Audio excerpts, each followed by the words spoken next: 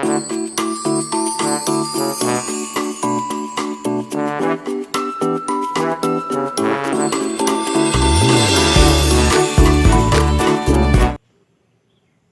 Students, आज हम सब पढ़ेंगे क्या, इकाई का अंक ज्ञात करना है ना। इसके पहले हम सब पढ़ चुके हैं एक पार्ट इसका, क्या इकाई का अंक ज्ञात करना कैसे, गुणा के रूप में, है ना। गुणनफल के रूप में संख्याएं दिए हों और हमको उसमें इकाई का अंक ज्ञात करना, ये पढ़ चुके हैं इसके पहले वीडियो में, ठीक।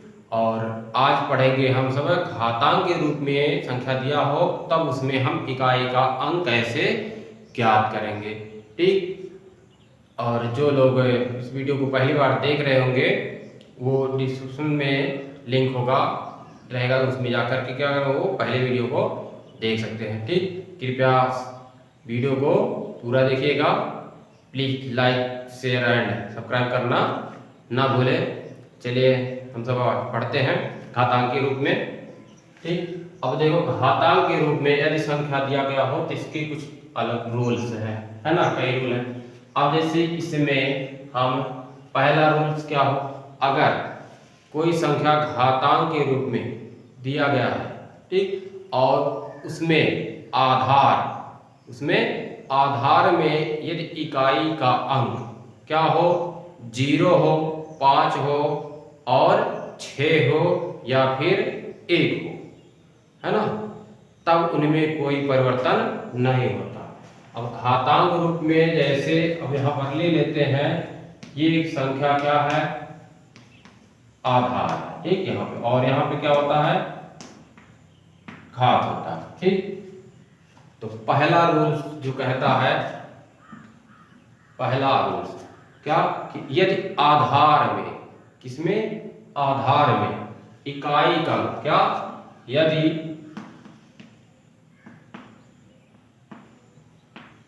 आधार में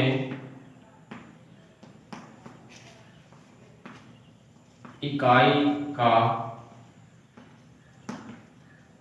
अंक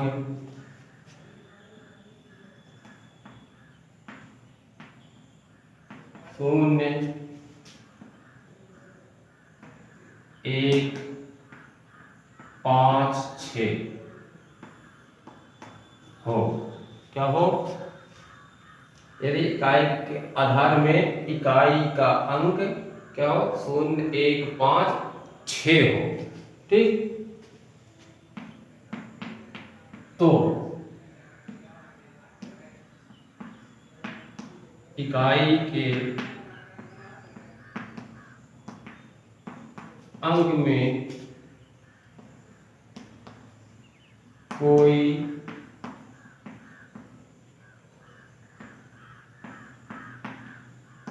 परिवर्तन नहीं होता, कोई परिवर्तन नहीं होता, ठीक। जैसे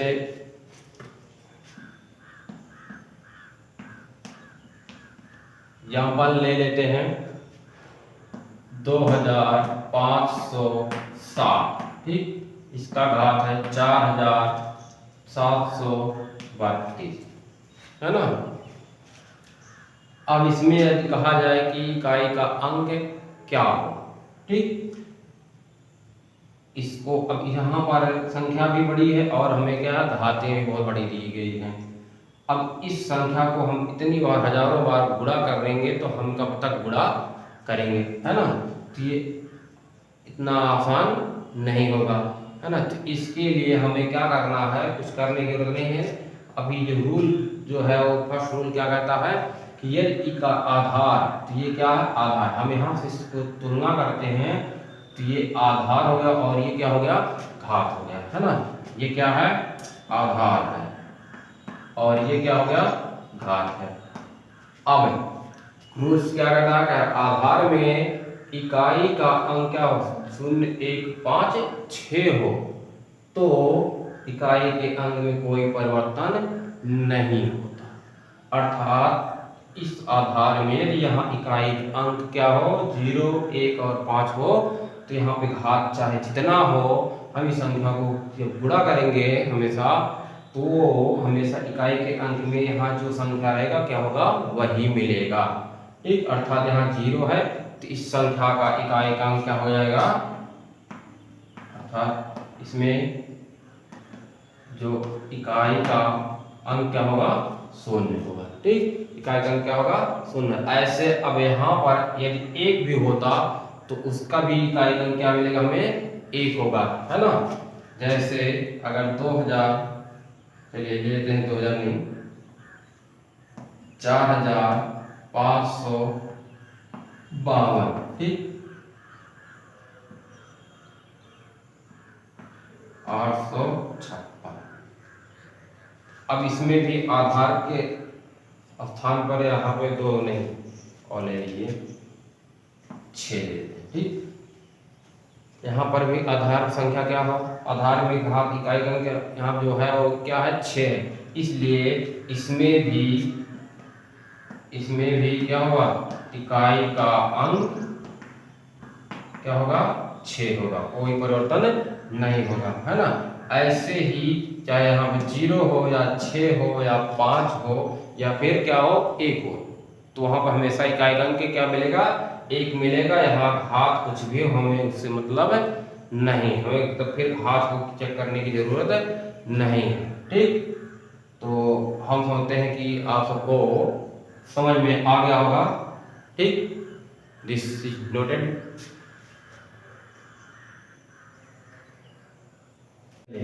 अब सेकंड रूल पढ़ते हैं। ठीक,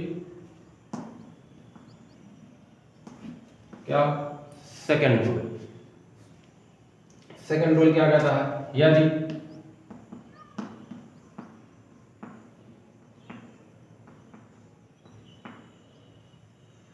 आधार में 0, 5, 6 और 1 के अलावा कोई भी संख्या आ जाए। ठीक, आधार में क्या हो, 0, 5, 6, 1 के अलावा अगर कोई भी संख्या आएगा तो हमको क्या करना, घात में 4 से भाग देना है। क्या करना है, 4 से भाग देना है ना। क्या लिखना, यदि आधार में इकाई का अंक क्या हो, 2 हो, 4 हो, 7 हो, 8 हो और 9। ठीक, ये सब अंक है ना। अगर आधार में क्या हो, 2 हो, 4 हो, 7 हो, 8 हो, 9 हो, तब ठीक, तब हमको क्या करना है, स्टेप फर्स्ट में, ठीक, क्या करना, घात को 4 से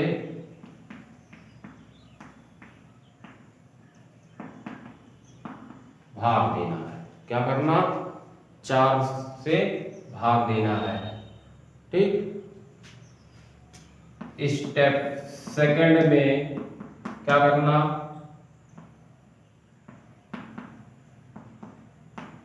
आधार ठीक के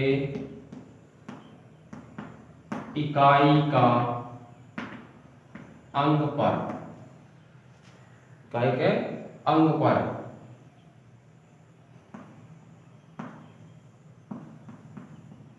स्टेप फर्स्ट में प्राप्त शेष को घात के रूप में लिखना। ठीक, स्टेप थर्ड। अब थर्ड स्टेप में हमको क्या करना, जो स्टेप सेकंड है कि इकाई का अंक, जो आधार में इकाई का अंक होगा, अब स्टेप सेकंड में जो हमें भाग करने पे शेष प्राप्त होगा उसको क्या करेंगे, आधार की इकाई पे हमको घात के रूप में लिख देना, घात लगा लेना। ठीक, उसके बाद इसमें हम क्या करना है, हल करना है किसको, स्टेप सेकंड को, ठीक। फिर जो प्राप्त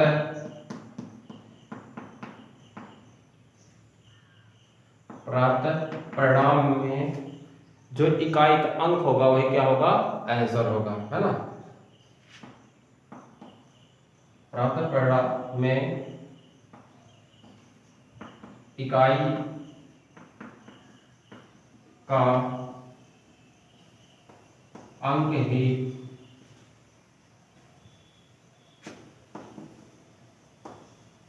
दी गई संख्या का इकाई का अंक होगा, ठीक। नोट कर लीजिए, है ना। तो ऐसा है, हम सब कुछ है सवाल लगाते हैं, है ना, जिससे आपको क्या होगा, अच्छे से समझ में आएगा।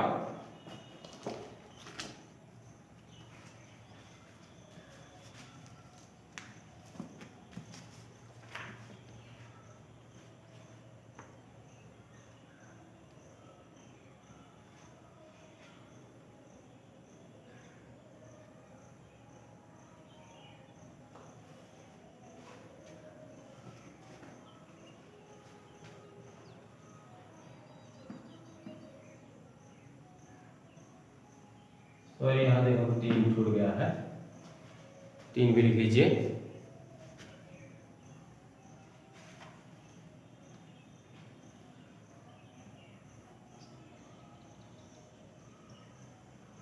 चलिए, पहला है 4137, घात इसकी दिया गया है 132, ठीक। अब इसमें इकाई अंक क्या है, 7 है, ठीक। क्या है, इकाई अंक 7 है। हमको क्या करना, 0, 1, 5 और 6 के अलावा अगर कोई भी अंक आधार में क्या मिलता है तो हमको घात में 4 से भाग करना है, ठीक। तो अब हम क्या करेंगे, 132 में 4 से भाग करेंगे तो कितनी बार जाएगा, 3 बार जाएगा। तो 4 3 12, यहाँ पे आ गया 1। अब फिर यहाँ से 2 उतारेंगे तो फिर 3 बार जाएगा, तो आ गया 12, कट गया, ठीक। अब जैसे कि यहाँ पर शेष क्या बच रहा, हमको शेष क्या मिला, 0 हो गया, शेष क्या है, 0 है। अब ऐसे कंडीशन में हमको क्या करना है, जब यदि शेष 0 मिल जाता है तो हमको शेष को 0 नहीं लेना है, क्या, शेष को 0 नहीं लेना हमको। तब यहाँ पर हमेशा शेष को इस कंडीशन पे जो शेष होगा वो हम क्या लेंगे, 1 लेके चलेंगे, ठीक। अगर यहाँ शेष 0 मिल जाता है तो, ठीक।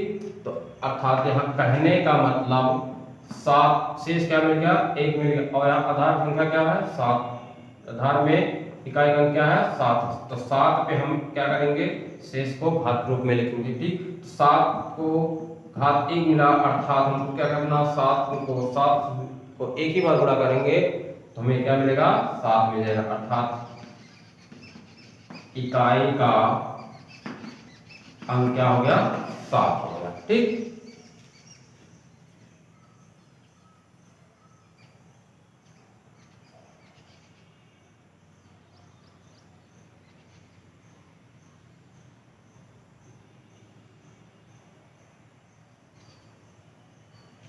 चलिए दूसरा फल देखिए, 1239।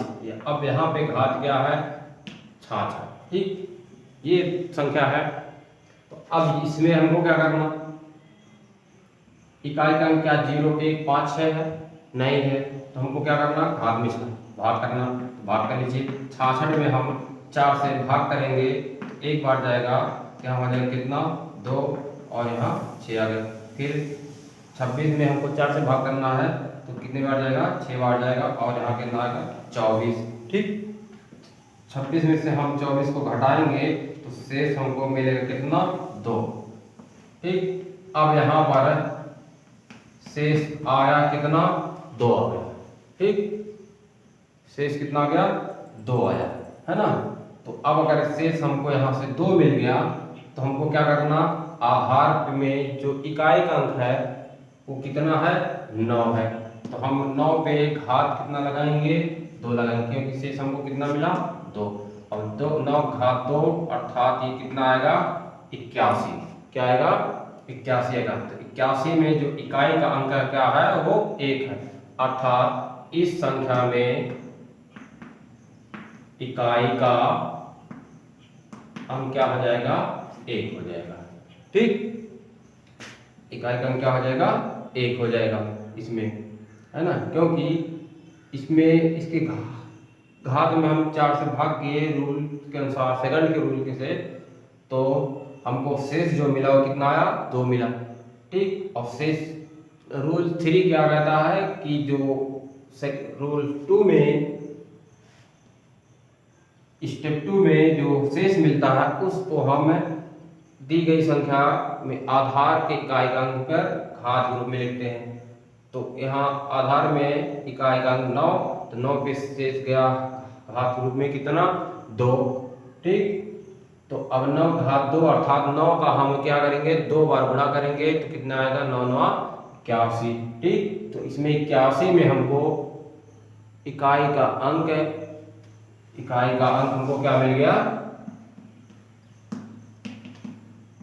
इसमें हमको इकाई का अंक क्या मिलेगा, 1 मिलेगा। इसलिए इस संख्या में इकाई का अंक क्या होगा, 1 होगा। ठीक, इस तरह से हम कुछ भी संख्या हो इस तरह से उसका घात चाहे जो दिया गया हो हम क्या करेंगे, पहले चेक करेंगे 1 0 1 5 और 6 तो नहीं है घात। ठीक, अगर ये घात है तो हमको किसी में कुछ करने की जरूरत नहीं है, हम सीधे सीधे इसी संख्या को लिख देंगे, इकाई का अंक वही है। यदि इनके अलावा और कोई संख्या आता है तब हमको घात में 4 से भाग करना है ना। ठीक, तो कुछ सवाल हम आपको लिए लिख रहे हैं लगाने के लिए। पहला 1570 पावर 67 781 पावर 80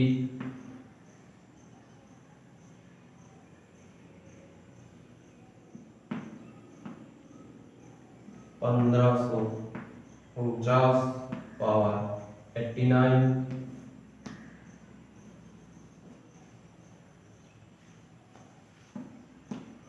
1524 पावर 81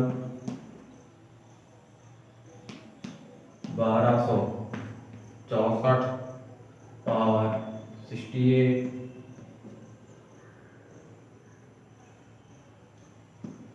2113 पावर 110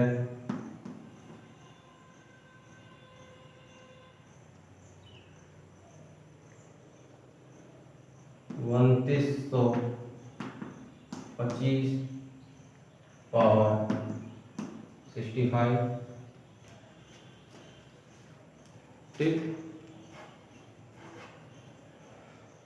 ये 7 सवाल हम आपको दिए हैं आप सब खुद लगाने के लिए।